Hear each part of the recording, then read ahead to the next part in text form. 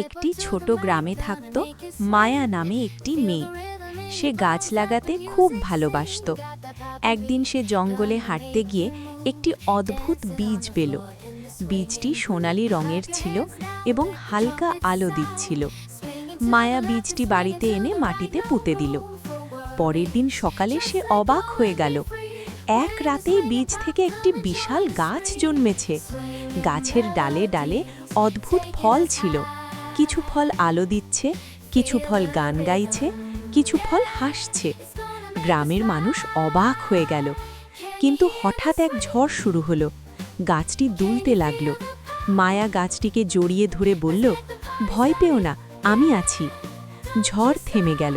তখন গাছটি নরম কণ্ঠে বলল, তুমি আমাকে ভালোবাসা দিয়ে বড় করেছ, তাই আমি তোমাদের গ্রামকে সব সময় রক্ষা করব।